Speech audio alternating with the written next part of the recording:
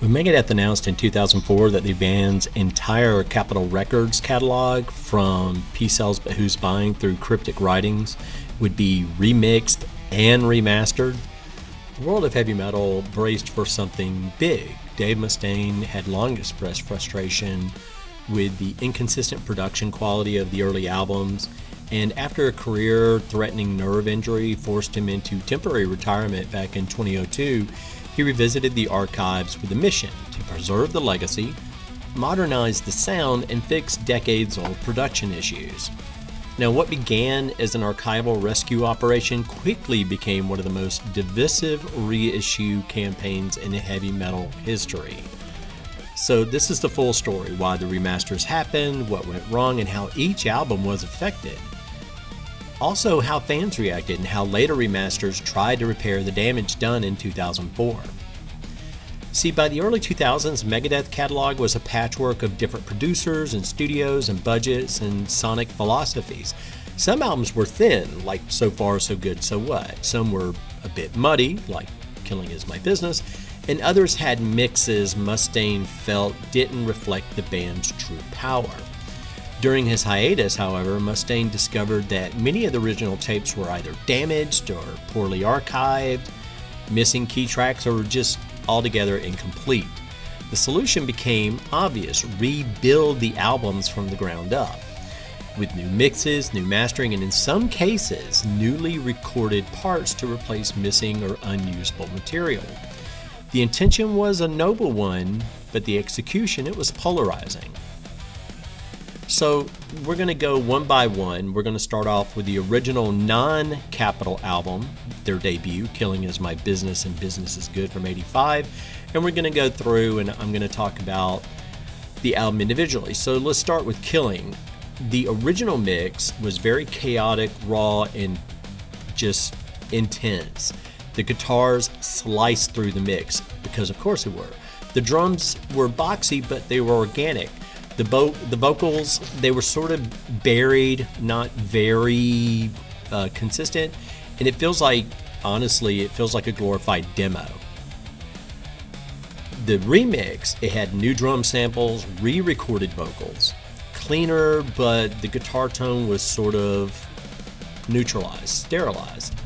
It was bright, but it was brittle, and it lost that sort of punk thrash hybrid energy it had. And the impact was very messy. The remix is clearer, but it sounds hollow. We move on to Peace Sells, their debut for Capitol Records. The original mix, this warm, legendary bass tone, had a gritty mid-range guitars, a natural drum ambience. It was balanced and musical, and honestly didn't need to be messed with. Maybe you want to make it a little bit louder, but in my opinion, it shouldn't have been touched. However, with the remix, it had a harsh high-end boost. The bass became very clanky. Some effects were altered or all out removed. And the loudness, because the loudness wars happened around this time, really crushed the dynamics of the music. The original seems organic. It breathes, where the 2004 remix is just, it gives you fatigue. Moving on to So Far So Good from 1988. Although it was a muddy and really an uneven original mix, it had thick guitars, though a bit smeared. The drums weren't as punchy as they should have been. And it was atmospheric and it was dark, but it seemed rushed. The 2004 remix, they boosted the high end to fix the mud, and that didn't work. The drums sound almost like a drum machine. The guitars lose some of their intensity. The vocals were altered again. And the ambience, that kind of dark, haunting ambience, it was gone. And the original was just, it was flawed, but it was moody. This remix is cleaner, but it lost all of its character. We move on to Rust in Peace. Now, Rust in Peace, legendary album. The original mix is near perfect in its clarity. Razor sharp guitars, punchy drums. He had the band that he was going to stick with for a while. The vocal arrangements were fantastic, really the gold standard when it came to thrash metal and technical thrash. The 2004 remix, he recorded new vocal lines. God only knows why. Re-recorded guitar parts, and it's like, what are you thinking? It's you and Marty Friedman. The brighter EQ makes the cymbals almost like piercing. And the rhythm guitars honestly kind of lost their way. The original is a masterpiece. It should have never been touched. The remix feels unnecessary. It's telling a story that was already told better. Moving on to Countdown to Extinction from '92. A terrific follow-up to Rust in Peace. The original mix was warm, polished, damn near radio-friendly. He had brought Megadeth into the mainstream. Smooth guitars, punchy but very natural drums, and his vocals, some of his best. The remix was louder and brighter. Not necessarily bad, but not necessarily necessary, right? The guitars lose their warmth, the drums get clickier for some reason, and the dynamics, again, just flattened. Where the original release had this very lush feel, the remix is just simply louder and, as I stated before, less musical, loses its dynamics. Not really a lot to say about that. Moving on to '94's Euthanasia, kind of the final act of this triumvirate of albums from the '90s. The original mix, very clean, very modern, very full-bodied for the time. His vocals, very rich vocals. They had weight to them. Smooth mid-range guitars, perfect drum placement by Nick Menza. The remix, another just boosted it loud. High end, pushed too far up. And what does that cause? Ambience. Or the loss of ambience. It loses what made it great. The original is still the definitive version, as with most of these. Now, this may be a bit more controversial, but we're moving into territory that, in my opinion, if it came out broken and it's accepted as broken, can you really fix it? The Cryptic Writings had a very 90s production. I mean, it's all over it. It's if grunge meets thrash. Though there's clear instrument separation, his vocals are very crisp, maybe a bit too much, and the drums are always, Nick Menza, perfect. Basically with the remix, he did some clipping, and he did the same thing he did on the previous album. Clipped the guitars, clipped some of the drumming, and made it louder, which made it more abrasive, which gives me ear fatigue. I'm not the biggest fan of the album anyway, but the original mix still wins. The reception was not good. It had a loss of authenticity. Replacing vocals or guitar parts felt like rewriting history, especially when you thought you were going in maybe getting a more enhanced version of the album. And the remix didn't say anything about re-recording. Manowar was notorious for that with some of their albums. They did it for, Kings of Metal. They did it for a couple of their earlier albums, but you knew you were getting a re-recorded album. Plus, unlike Dave Mustaine, Eric Adams hadn't really lost anything. Dave Mustaine is already a questionable singer to begin with.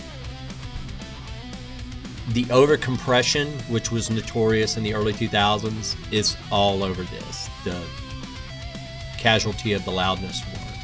And the harsh EQ high-end boost, just abrasive.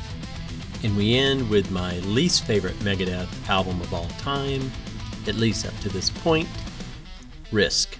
Of all the Megadeth albums altered in the 2004 Remix Remaster campaign, Risk is one of the strangest. Unlike classic thrash records, Risk was already a polished radio-oriented rock album with clean modern mix. It didn't really need a sonic overhaul. I mean, yet in 2004, he introduced changes, So really the difference with the original Risk, you had, like I said, the smooth radio-friendly guitar tones, you had the tight punchy drums, layered vocal harmonies, which, good for them for the effort, polished low end, and there had these atmospheric effects and textures. But with the remasters, same thing.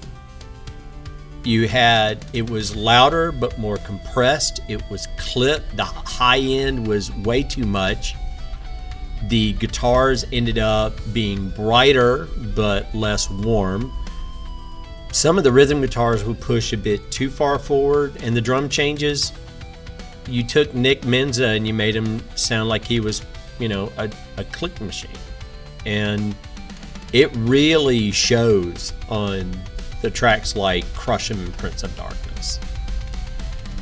The altered effects, like messing around with the reverbs and the delays, really did ruin the ambience of the originals. And for years, the remixes had replaced the originals on shelves and streaming platforms, which